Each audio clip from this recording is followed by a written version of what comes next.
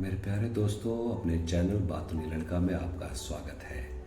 आज हम आपको एक बहुत ही अच्छी कहानी सुनाएंगे।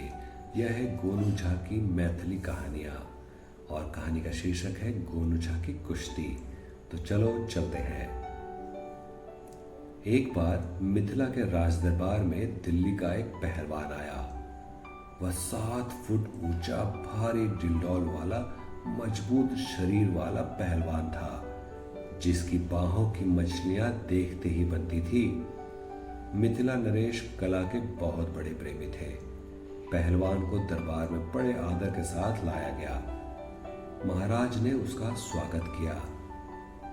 मिथिला नरेश, पहलवान गर्वीली वाणी में बोला, मैं दिल्ली से आया हूं और मेरा नाम शेर सिंह है। दिल्ली में मेरे मुकाबले का कोई भी पहलवान नहीं। मैं आसपास के राज्यों के सभी पहलवानों को कुश्ती में पछाड़ चुका हूं और अब मिथिला आया हूं। मैंने सुना है आपके राज्य में एक से बढ़कर एक मल्ल है। तनिक मैं भी तो देखूं कि मुझे कोई टक्कर दे सकता है या नहीं। मल्ल शेर सिंह, हमें यह जानकर तो खुशी हुआ कि तुम्हें अपनी शक्ति का घमंड है। तुम यह क्यों भूल जाते हो कि संसार में हर कला का एक से बड़ा एक मर्मज्ञ पाया जाता है। मिथिला नरेश ने कहा, महाराज, द्वंद्व कला में मुझे आज तक कोई ऐसा नहीं मिला जो मुझे पराजित कर सके। शेर सिंह ने कहा, अवश्य ऐसी ही बात होगी, पर इसका अर्थ यह तो नहीं कि तुम कभी भी पराजित नहीं हो सकते। मुझे तो यही लगता है। फिर ठीक है, कल प्रातः अखाड़े में तुम्हारी भुजाओं की शक्ति और पैतरों का आकलन होगा। मिथिला नरेश ने कह दिया। और अगले दिन अखाड़े में शेर सिंह गरज रहा था। मिथिला के कई मल्ल उससे द्वंद्व युद्ध को तैयार थे। राजा के आते ही पहली कुश्ती शुरू हो गई। शेर सिंह वास्तव में गजब का पहलवान था। उसने क्षण भर में प्रतिद्वंदी को चित कर दिया और उसके बाद तो मिथिला के 4 और पहलवान उसके सामने घुटने टेक चुके थे। अब मिथिला सम्मान खतरे में था। राजा चिंतित थे। शेर सिंह को राजा की आज्ञा से शाही मेहमान बनाकर भांति भांति का भोजन कराया गया। दूसरे दिन तो और भी गजब हुआ। मिथिला का कोई भी मल्ल शेर सिंह से भिड़ने को तैयार ही नहीं था। अब महाराज समझ गए कि मिथिला का सम्मान कोई नहीं बचा सकेगा। उनके चेहरे पर उदासी छा गई और वह सब दरबारियों की तरफ देखने लगे। क्या मिथिला में कोई ऐसा मल्ल नहीं जो शेर सिंह के दर्प को चूर चूर कर सके? क्या हमने अपने मल्लों को व्यर्थ ही घी दूध खिलाया?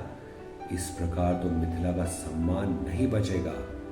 दरबार में गोनू झा भी थे। उन्हें महाराज की उदासी देखकर अच्छा नहीं लगा। अब उन्हें कुछ सोचना होगा।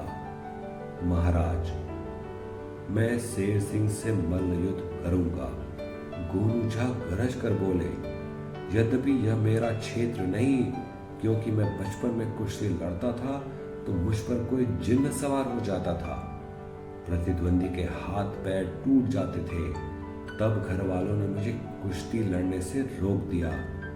फिर बहुत दिनों बाद एक ज्योतिषी ने मुझे बताया कि मेरे हाथों में मान हत्या का रेखा है, जो कभी लड़ते भिड़ते मेरे हाथों होगी। इसलिए मैं द्वंद्व नहीं करता, पर आज बात मिथिला के सम्मान की है तो मैं अवश्य लड़ूंगा। शेर सिंह भौचक्का सा उस कमजोर से आदमी को देखता रहा, जो इतनी गरज के साथ चुनौती स्वीकार कर रहा था।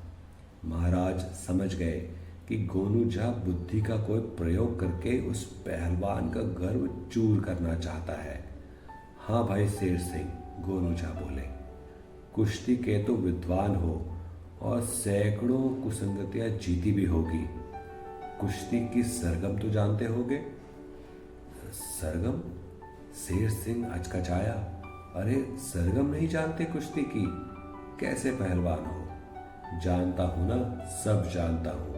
शेर सिंह को कहना पड़ा।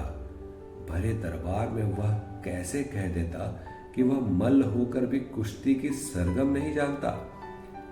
होती होगी कोई ऐसी चीज, उसे क्या उठाकर दे मारेगा।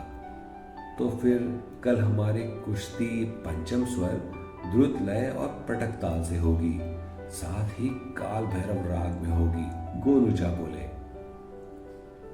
शेर सिंह ने सहमति में सिर तो हिला दिया, पर उसका दिल लरज उठा। उसने आज तक उस तरीके से कुश्ती न लड़ी थी जिस तरीके से उसका प्रतिद्वंदी बता रहा था। वह तो इस बारे में कुछ जानता ही नहीं था। शेर सिंह इसी उधेड़ बुन में था। रात्रि का भोजन करने के बाद वह आराम कर रहा था कि दरबारी बोला, कल तो वास्तव में मजा आ जाएगा। असली कुश्ती तो कल ही देखने को मिलेगी। गोनूझा पटक ताल में जरा कच्चे हैं, पर द्रुत लय में उनका जवाब नहीं। आप पलक भी ना झपकेंगे कि आपकी रीढ़ की हड्डी में दरार पड़ जाएगी। क्या गजब का पैतरा है उनका। शेर सिंह ने दरबारी ने पूछा, आपने कहाँ सीखी है मल्ल विद्या? दिल्ली से ही? दिल्ली में दांव पेच तो सब सिखाए जाते हैं, पर जब लय ताल का पता ना चले तो क्या सीखा। गोनूझा तो राग काल भैरव के उस्ताद हैं, और काल भैरव तो आप खुद जानते हैं बड़े ही क्रोधी मल्ल हैं।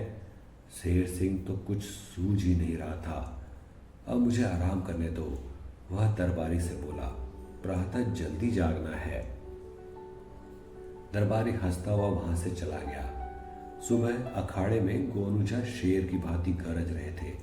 चारों तरफ भीड़ का कोलाहल था।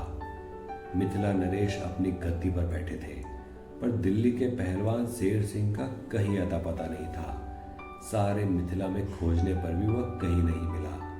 महाराज समझ गए कि गोनूझा को विजेता घोषित कर दिया गया और ढेरों पुरस्कारों से नवाजा गया।